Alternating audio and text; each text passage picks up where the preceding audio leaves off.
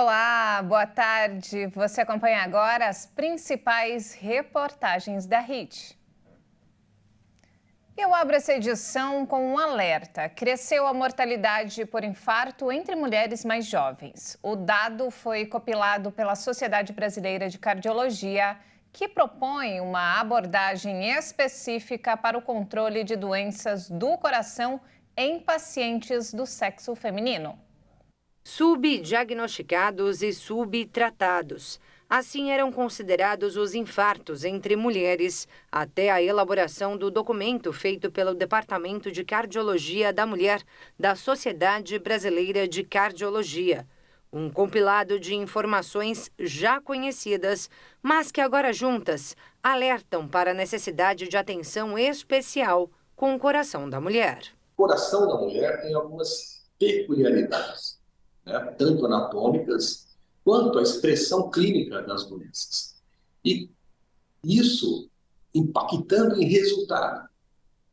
Por exemplo, se uma mulher interna com infarto agudo do miocárdio e um homem interna com infarto agudo do miocárdio, os dois na mesma idade, vamos dizer 50 anos, 40 anos, a mulher chega até 3 vezes mais chance de morrer nessa internação. O estudo, inclusive, revela um crescimento da mortalidade de mulheres com idades entre 18 e 55 anos por doença isquêmica do coração.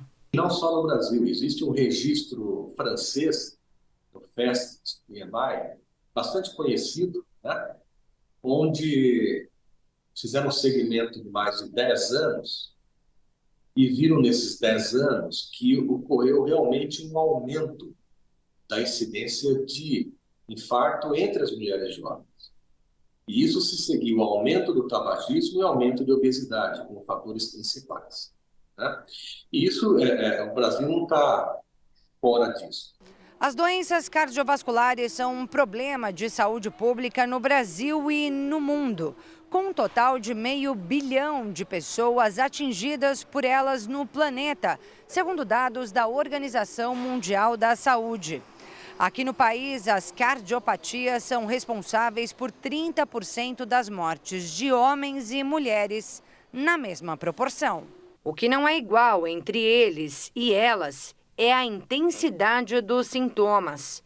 Dor no peito, braço esquerdo, costas e pescoço, queimação, enjoo e vômito, sudorese, falta de ar, cansaço e sensação de desmaio. No caso da mulher, esses sintomas de infarto, eles têm uma intensidade menor. Então, muitas das vezes, a dor não chega a incomodar a mulher ao ponto de ela se preocupar e de achar que está tendo infarto e de ir ao hospital.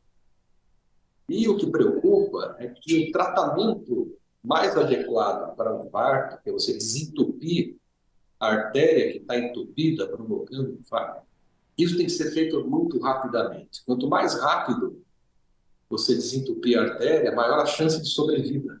Chances que agora também são melhoradas por meio das conclusões do levantamento da Sociedade Brasileira de Cardiologia. Na mulher, a gente tem que prestar um pouco mais de atenção, entender, né, o mecanismo da doença e definir melhor o tratamento. Então, esse é o objetivo do documento. O cardiologista alerta que, além de manter bons hábitos, como alimentação saudável e prática de exercícios físicos, as mulheres precisam começar a incluir em seus exames de rotina avaliações ao coração.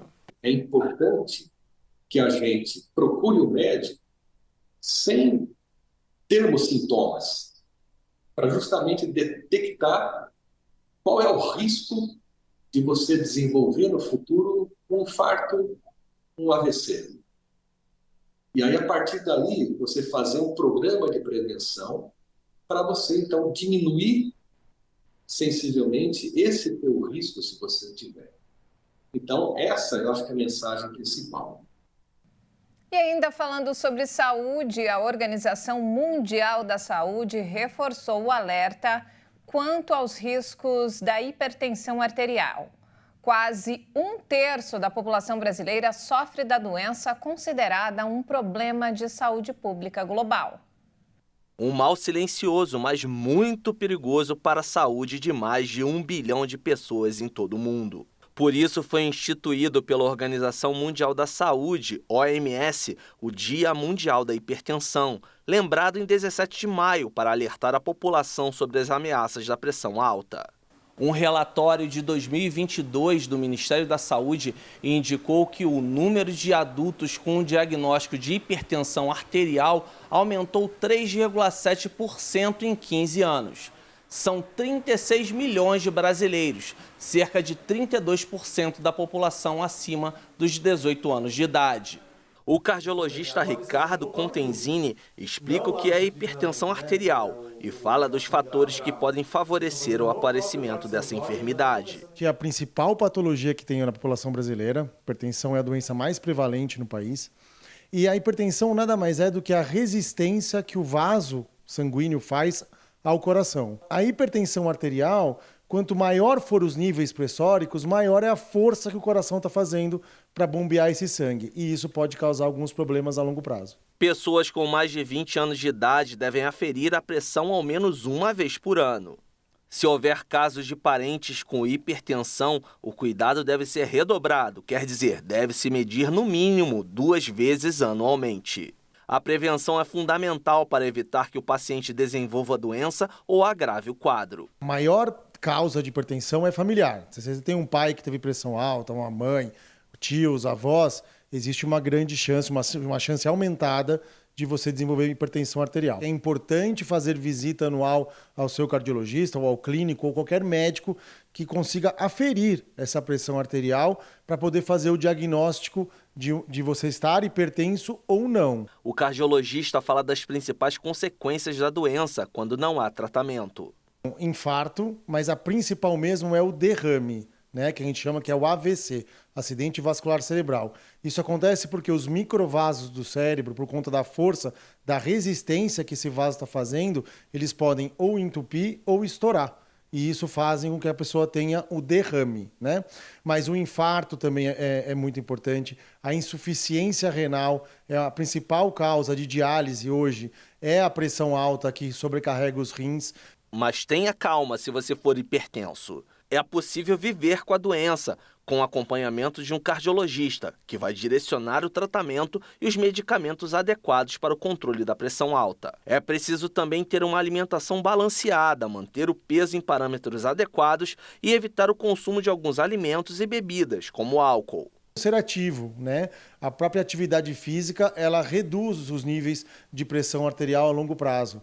A segunda é a restrição de sódio, né? Então é importante que você não abuse de alimentos industrializados, que você abuse do sal, porque isso também pode aumentar a pressão arterial.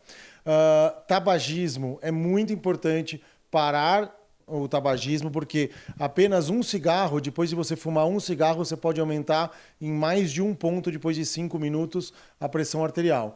E olha só que alarmante, o estado de São Paulo voltou a registrar mortes por febre amarela. 4 pessoas foram infectadas e 2 morreram. A nossa repórter Maria Clara Leite traz mais informações. Segundo a Secretaria Estadual de Saúde, o estado de São Paulo não registrava casos de febre amarela desde 2020. Até que em janeiro deste ano aqui, um caso foi confirmado em Vargem Grande do Sul. Um homem de 73 anos que já está recuperado. Depois, em fevereiro, 2 casos foram confirmados no município de São Sebastião da Grama. Um paciente morreu e o outro se recuperou. O 4º caso aconteceu em abril, em São João da Boa Vista, com a morte do paciente. O vírus da febre amarela é transmitido pela picada de mosquitos transmissores infectados e a doença não é passada de pessoa para pessoa. Os primeiros sintomas são febre alta, calafrios, cansaço, dor de cabeça, dor muscular, náuseas e vômitos. A forma mais grave da doença é rara e costuma aparecer após um breve período de bem-estar, de cerca de 2 dias, quando podem ocorrer insuficiências hepática e renal, pele e olhos amarelados, manifestações hemorrágicas e e cansaço intenso. Desde o primeiro caso registrado no estado de São Paulo, ações de vacinação foram realizadas nos municípios com contaminações e também nos vizinhos. A vacinação contra a febre amarela faz parte do calendário de imunização e está disponível em todos os postos de saúde do estado. A primeira dose do imunizante deve ser aplicada aos 9 meses de vida e a segunda aos 4 anos de idade. Nos 3 primeiros meses de 2023, a cobertura vacinal contra a febre amarela aqui no estado de São Paulo chegou a 82%, segundo informações da Secretaria Estadual de Saúde. E falando agora sobre economia, a taxa de desemprego no Brasil ficou estável em abril e fechou o trimestre em 8,5%. Esse é o menor índice para o período desde 2015. O número de brasileiros desempregados no trimestre encerrado em abril foi de 9 milhões e 100 mil. 100 mil pessoas a mais do que no trimestre anterior. Os dados foram divulgados pela pesquisa PNAD contínua do IBGE. O Instituto classificou o cenário como de estabilidade. A taxa de desemprego no país ficou em 8,5% no trimestre. E esse é o menor índice desde abril de 2015, quando ficou em 8,1%. Na comparação com o mesmo período em 2022, houve queda de 2 pontos percentuais. Os resultados da PNAD contínua para abril também mostraram que o número de empregados sem carteira assinada no setor privado recuou 2,9% em relação ao trimestre terminado em janeiro, ficando em 12 milhões e 700 mil. O contingente de trabalhadores domésticos também recuou, diminuiu 3,2% e chegou a 5 milhões e 700 mil pessoas. O rendimento médio também ficou estável. Em média, um trabalhador do país ganhou R$ 2.891 no trimestre, mas na comparação anual houve um aumento de 7,5%.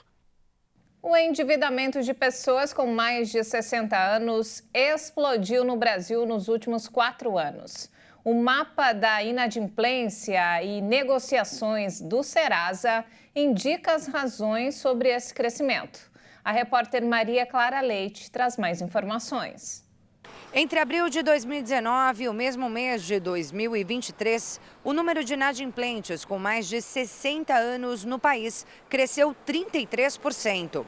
Isso quer dizer que houve um acréscimo de 3 milhões e 400 mil endividados dessa faixa etária nesse período.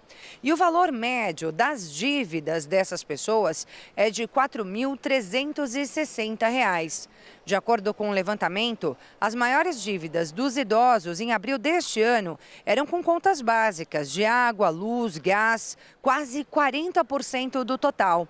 Depois vem os bancos e cartões e, na sequência, financeiras e leasing. Segundo a avaliação da Serasa, os empréstimos consignados estão entre os fatores que mais contribuíram para o aumento das dívidas entre os mais velhos. Isso porque depois do início da pandemia, muitos recorreram aos empréstimos para ajudar a família. E aí, com parte dessa renda comprometida com os consignados, as contas básicas do dia a dia acabaram ficando para trás. A pesquisa mostra que, embora o crescimento da inadimplência tenha realmente sido maior entre os mais velhos, eles não formam o maior grupo de endividados no Brasil. As pessoas com mais de 60 anos representam um pouco menos de 18% dos cerca de 71 milhões de inadimplentes existentes hoje no país. Todos os impostos sobre a propriedade de veículos automotores e IPVAs inscritos em dívida ativa poderão ser parcelados em até 10 vezes. O repórter Leonardo Félix traz mais detalhes. A medida é válida para São Paulo e foi criada pela Procuradoria-Geral do Estado, PGE. Ela abrange PVAs pendentes de 2022 e dos anos anteriores. A dívida ativa ocorre quando o cidadão deixa de pagar tributos ao governo. O devedor poderá sofrer restrição em seu crédito, ficando com o CPF negativado em órgãos como o Serasa e o SPC. Em 2023, a PGE deve realizar 50 mil acordos de parcelamento para os débitos de IPVA atrasados. Segundo a Procuradoria, 50% dos valores arrecadados vão para o município em que o veículo está licenciado. Qualquer pessoa pode realizar o parcelamento, mesmo não sendo titular do veículo. Para consultar a dívida, basta entrar no site da PGE de São Paulo com o número do Registro Nacional de Veículos Automotores, Renavan.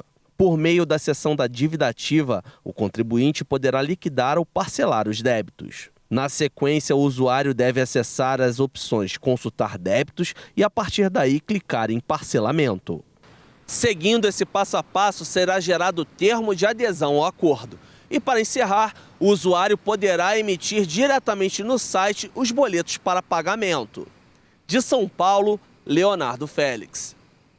Mais de 1.300.000 empresas foram abertas no Brasil entre janeiro e abril deste ano, totalizando mais de 21 milhões de CNPJs ativos no território nacional. Os dados foram divulgados pelo Ministério do Desenvolvimento, Indústria, Comércio e Serviços.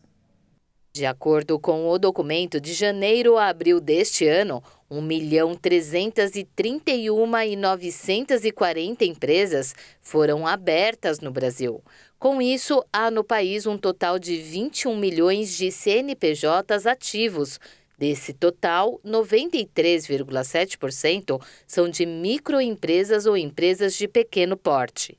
Ainda segundo o estudo, 736.977 CNPJs foram encerrados no primeiro quadrimestre do ano. Com isso, o saldo ficou positivo em 594.963 empresas. De acordo com o Ministério do Desenvolvimento, Indústria, Comércio e Serviços, o total de aberturas foi 21,8% maior do que no quadrimestre anterior e 1,6% menor em relação ao mesmo período de 2022. Já os fechamentos representaram um aumento de 34,3% e 34,7%, respectivamente, nas mesmas bases, informou a pasta. Uma consultoria de marcas realizou uma pesquisa que avaliou a percepção sobre as cidades ao redor do mundo. 2 capitais brasileiras estão entre as 100 mais bem avaliadas. A repórter Maria Clara Leite traz os detalhes.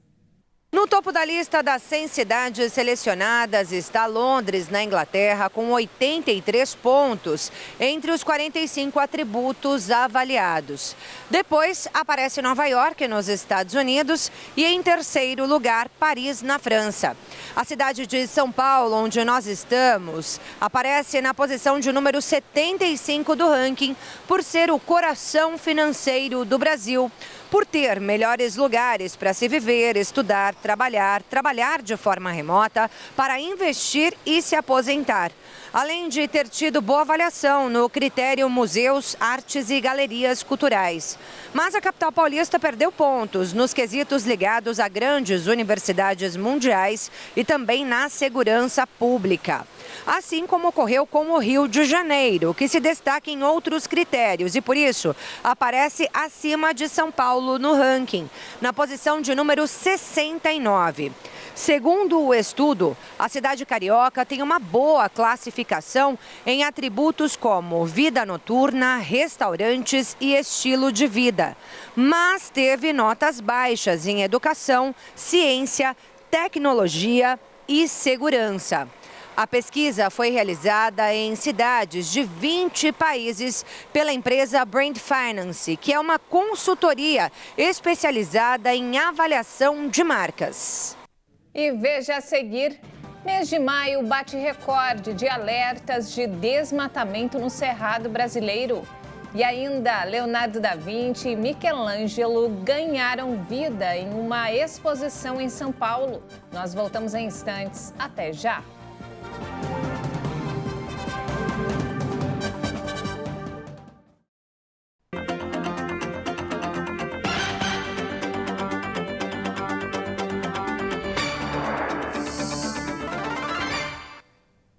Os dados de alertas de desmatamento no Cerrado brasileiro registrados até o dia 18 de maio bateram um novo recorde. Foi o maior volume de devastação da série histórica do levantamento feito pelo Instituto Nacional de Pesquisas Espaciais, o INPE. O balanço divulgado pelo INPE na manhã de hoje mostra que a situação segue muito preocupante no bioma. Até o dia 18 de maio, a área de alertas de desmatamento chegou a 627 km² no mês, o maior volume da série histórica. O balanço também mostra que o recorde de desmatamento no governo Lula também se observa quando considerado o acumulado até maio. Entre 1º de janeiro e 18 de maio, a devastação destruiu mais de 2.800 km² do Cerrado, número que supera os índices do acumulado nos 5 primeiros meses de 2022 e 2019, quando o desmatamento atingiu 2.612 km² e 2.630 km². Com a temporada da seca se aproximando, a expectativa é de que a devastação cresça ainda mais entre maio e setembro. Diante dos dados recordes de desmatamento registrados no governo Lula, a ministra do Meio Ambiente, Marina Silva, disse que pretende abrir concurso público para aumentar a fiscalização. E olha só, as companhias aéreas estão oferecendo um serviço adicional que visa a maior comodidade do passageiro. Com a cobrança, as empresas dão prioridade na fila de embarque, o que pode evitar a obrigação de despachar a bagagem de mão. O repórter Leonardo Félix tem mais informações. Na hora de viajar de avião, sempre surge uma dúvida. As empresas aéreas podem cobrar para que o passageiro não tenha que despachar a bagagem de mão? Bem, a resposta é que quem quiser evitar isso pode contratar os pacotes adicionais das companhias. O serviço contratado garante prioridade de entrada na aeronave ou até mesmo um espaço exclusivo para acomodar a bagagem de mão. Esse procedimento é permitido pela Agência Nacional de Aviação Civil, ANAC. E de acordo com as regras da agência, independentemente da adesão a esses planos, idosos, pessoas com deficiência, grávidas e responsáveis por crianças com menos de 2 anos já têm prioridade para embarque em voos. A vantagem oferecida em planos extras com cobrança é para a fila que acessa a aeronave depois dos grupos prioritários. Mas afinal, qual é o limite de transporte da bagagem de mão? Felipe Bonsenso deu mais detalhes. Via de regra, o limite é 23 quilos para as bagagens despachadas e 10 quilos para as bagagens transportadas de forma gratuita a bordo da aeronave, ou seja, aquelas bagagens que nós alocamos nos assentos, no espaço, nos assentos à frente ou nos compartimentos superiores dentro da cabine da aeronave. E é importante que os passageiros chequem especialmente as restrições de cada companhia. É importante lembrar que esse tipo de bagagem só deve ser despachado caso o avião esteja lotado ou por questões de segurança. De São Paulo, Leonardo Félix. E voltando a falar sobre saúde, olha só, os tratamentos contra o glaucoma impediram que 1.300.000 brasileiros ficassem cegos nos últimos 5 anos. O diagnóstico precoce ajuda a evitar a doença. Visão embaçada. Esse foi o sintoma que chamou a atenção do economista Luiz Nelson Porto. Eu imprimi um arquivo e eu percebi que o papel estava muito claro.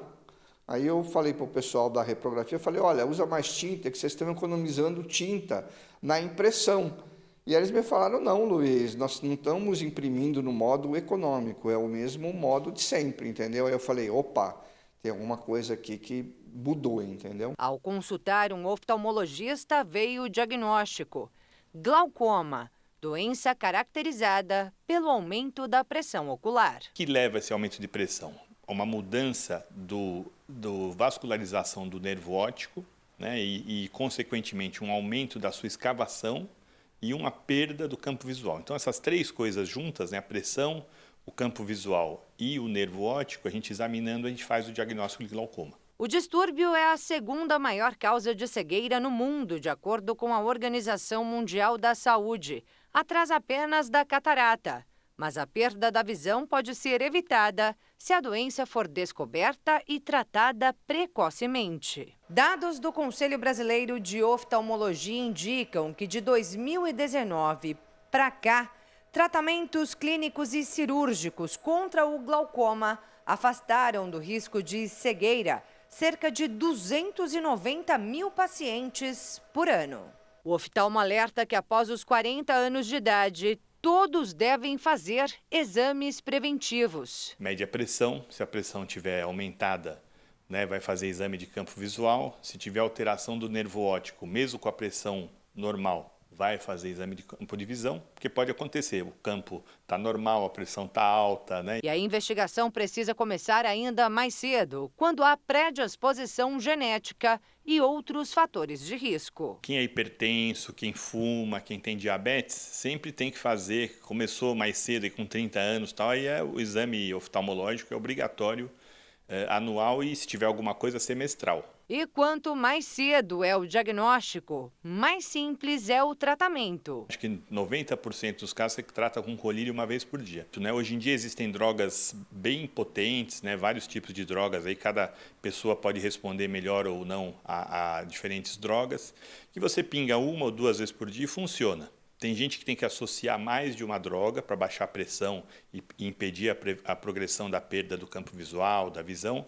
E tem gente que, mesmo com drogas, até por boca, diuréticos, que se usa, tem que fazer uma cirurgia, às vezes uma cirurgia laser, que vai aumentar essa facilidade de sair o humor aquoso, ou uma cirurgia maior, que faz uma fístula, que faz uma drenagem aí desse excesso de líquido. Foi o caso do Luiz, que ainda precisa refazer o procedimento periodicamente. Então, eu imagino que há 4 anos eu devo talvez fazer uma nova, mas é normal e, de novo, o que tem permite eu ter uma vida aí quase 100% normal. Eu sempre brinco com o meu médico que eu espero morrer antes de ficar cego, E ele falou: Luiz, fica tranquilo que você morre antes de você ficar cego. Eu falei: então tá bom. Pesquisadores brasileiros avançam no desenvolvimento de uma vacina que busca minimizar os efeitos da cocaína e do crack no organismo. Um estudo da Universidade Federal de Minas Gerais teve resultados promissores na produção de uma vacina contra a dependência química. Em desenvolvimento desde 2015, a pesquisa concluiu a primeira etapa com sucesso. A calamidade global da dependência química é visível para todos nas ruas das grandes cidades. De acordo com o Escritório das Nações Unidas sobre Drogas e Crime, o crack e a cocaína são consumidos por mais de 20 milhões de pessoas no mundo. É considerado um problema de saúde pública, uma vez que os governos estaduais e federal procuram alternativas para tratar os dependentes dessas e outras substâncias. E pesquisadores da Universidade Federal de Minas Gerais já estão avançando em busca da obtenção de uma vacina contra o vício, da heroína e também da nicotina. A gente já conseguiu terminar todos os estudos em animais que são necessários para registrar esse medicamento na Anvisa. E a gente poderia transferir essa tecnologia ou para um laboratório público, como a FUNED, que produz vacinas em Minas Gerais, ou o Instituto Butantan aí em São Paulo, para que ela pudesse ser disponibilizada no mercado público e no mercado internacional, de forma a poder trazer alento para essas pessoas e as suas famílias. O imunizante foi desenvolvido a partir de moléculas modificadas da cocaína. A vacina induz o sistema imune a produzir anticorpos que se ligam à droga já presente na corrente sanguínea dos animais. Essa ligação aumentou o tamanho das moléculas do entorpecente, impedindo a passagem delas pela estrutura que regula o transporte de substâncias entre o sangue e o sistema nervoso central. Sem chegar ao cérebro, o animal não sentiu os efeitos do narcótico. Os médicos esperam que no teste com humanos, a vontade de consumir crack e cocaína seja drasticamente reduzida. Segundo o pesquisador Frederico Garcia, mesmo com as possíveis crises de abstinência, a tendência é que a compulsão seja interrompida, o que poderá dar ao paciente mais tempo e condições físicas para seguir com o tratamento contra a dependência. O que a gente quer com essa vacina terapêutica é ajudar as pessoas que têm a dependência de cocaína e crack a conseguir evitar a primeira recaída, que elas desligam o circuito de recompensa que leva à compulsão à droga. E toda vez que elas consomem novamente, esse circuito se aciona e eles voltam a ter compulsão. O que a vacina faz é com que o organismo deles produza anticorpos contra a cocaína e esses anticorpos impedem, né, a entrada da droga no cérebro, religando esse circuito e fazendo com que a pessoa tenha uma chance maior de abandonar o uso da droga. Mesmo com tantos benefícios, é importante não encarar a vacina como a única solução para o problema das drogas. O objetivo dela é ser uma ferramenta num lugar onde nós não temos medicamento nenhum, ou seja, traz uma oportunidade onde não existe oportunidade hoje, mas a gente acredita que dentro de um programa de tratamento, ou seja, que vai incluir outros medicamentos, psiquiatra, psicólogo, isso vai fazer com que a gente consiga evitar boa parte das internações, mas alguns pacientes vão continuar precisando de internação para conseguir iniciar esse tratamento. Para que os testes em humanos comecem, é necessário o aval da Agência Nacional de Vigilância Sanitária, a Anvisa. Mas para isso, os pesquisadores precisam de recursos para que o estudo avance. Segundo eles, se houver verba disponível, a pesquisa pode ser concluída em 2 ou 3 anos. A vacina também deve proteger os bebês das gestantes usuárias de drogas. Os testes realizados até agora mostraram que os anticorpos podem ser repassados aos fetos. Ela também impede a passagem pela placenta e esses anticorpos também passam para o bebê de forma que o bebê não sente os efeitos da droga e isso diminui, em princípio, os efeitos, né, obstétricos, né, o maior número de aborto, descolamento de placenta, hipertensão durante a gravidez e no feto, né, o crescimento reduzido e sinais de abstinência quando nasce e consequências durante a vida de criança e adulto. E olha só que bacana, Leonardo da Vinci e Michelangelo ganharam vida em uma exposição que começou na última quinta-feira em São Paulo. A mostra conta com projeções das principais obras dos artistas e promete criar uma conexão com os visitantes. 2 símbolos renascentistas que não faziam a menor questão de trocar experiências, agora estão juntos na exposição imersiva Da Vinci e Michelangelo, As Farpas do Renascimento. A gente preferiu abordar os conflitos, por isso o nome As Farpas do Renascimento. A mais taxativa demonstração da rivalidade dos artistas teria ocorrido no início do século XVI, quando os dois foram convidados a pintar paredes opostas de um mesmo palácio italiano. Diz a história que nenhum deles conseguiu concluir o trabalho, tamanha aversão que tinham um pelo outro, que até os impedia de estar juntos no mesmo ambiente. Quem diria que um dia eles, enfim, dividiriam o mesmo espaço? Aqui o talento de ambos os artistas se unem para que, por meio da tecnologia, os visitantes possam se sentir parte das obras em uma experiência sensorial que envolve visão, audição e até o olfato. Aqui a gente está com 6 ambientes, né? E todas as salas vão ter uma trilha sonora diferente, a trilha linda, super casada com a projeção. E a essência também, super casada com a projeção. A essência vai ser a mesma em todos os ambientes, a trilha sonora e as projeções vão mudar. Mudam de acordo com a história contada, o tempo vivido e a intensidade da arte em exposição, como a emblemática Mona Lisa, de Leonardo da Vinci, e a criação de Adão, de Michelangelo. Ao todo, são 60 obras expostas para apreciação do público, que já pode esperar levar daqui uma memória afetiva. Vai guardar sempre, vai levar para a vida inteira essa experiência que tiveram. Inclusive com uma viagem no tempo, direto para o laboratório de Michelangelo, o artista cientista. É mais uma possibilidade que chega por meio da tecnologia. A gente fez uma pesquisa de mercado e viu que a melhor opção que a gente podia ter era o óculos de realidade virtual. Então optamos por fazer o óculos VR e transmitir o laboratório do Da Vinci algumas obras também. A visitação tem duração de 1 hora e acontece de segunda a sexta-feira a partir de meio-dia, sábados e domingos a partir das 10 da manhã, no Shopping Vila Olímpia, Zona Sul de São Paulo. Para mais informações, acesse o site davincimichelangelo.com. Vai ser uma coisa linda e eu recomendo muito. Venham, gente, venham. Na última semana foi comemorado o Dia Mundial do Hambúrguer, prato originário da Alemanha, mas que ganhou destaque nos Estados Unidos. Aqui no Brasil, ele chegou há cerca de 70 anos e hoje é considerado o segundo alimento mais consumido em restaurantes do país, atrás apenas da pizza. E o aumento do número de hamburguerias nos últimos anos confirma esse dado. Um dos pratos prediletos dos brasileiros hoje está por toda parte. Só neste aplicativo de entrega de comida, o número de hamburguerias cadastradas cresceu 104% durante a pandemia. E as vendas também registraram um aumento de 140% entre 2020 e 2022. Mas mesmo com a alta demanda, para enfrentar a concorrência, é preciso se destacar. Aqui nessa hamburgueria em São Paulo, o lema é o básico, muito bem feito, com ingredientes especiais e produtos artesanais que são produzidos aqui na casa mesmo.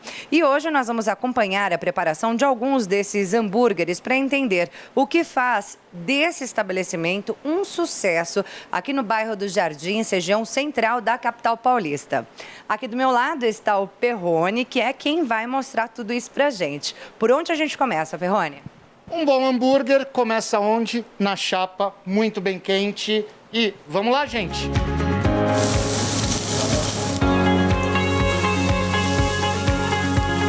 A carne selecionada é acompanhada de 2 fatias de queijo, ingredientes principais de quase todo hambúrguer.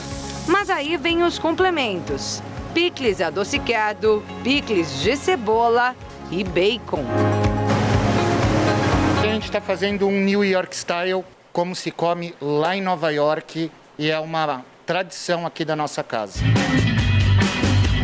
Mas à frente dessa opção está a mais conhecida de praticamente todo brasileiro, o famoso X-salada. A casa acabou de abrir e os 2 primeiros lanches X-saladão. Aquele básico, mas que tem um sabor diferenciado também. Tem o toque do chefe, aqui tem amor, né? E é amor antigo, viu? O chefe conta que foi a avó que apresentou a iguaria a ele e o incentivou a tornar-se chefe de cozinha especializado nessa área. Tanto que hoje Perrone tem um canal onde ensina receitas e dá dicas de empreendedorismo como essa aqui. Eu falo que é uma engrenagem, não adianta só ter alguma coisa, né? Uma das coisas.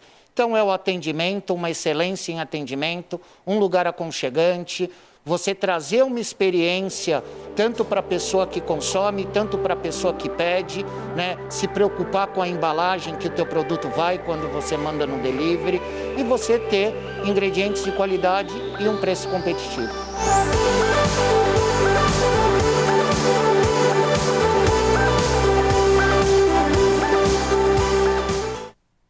Não temos mais tempo, essa edição fica por aqui. Mais informações ao longo da nossa programação. E se quiser rever as nossas reportagens, é só acessar o canal HIT Notícias no YouTube. Obrigado pela companhia e um ótimo domingo para você. Até mais!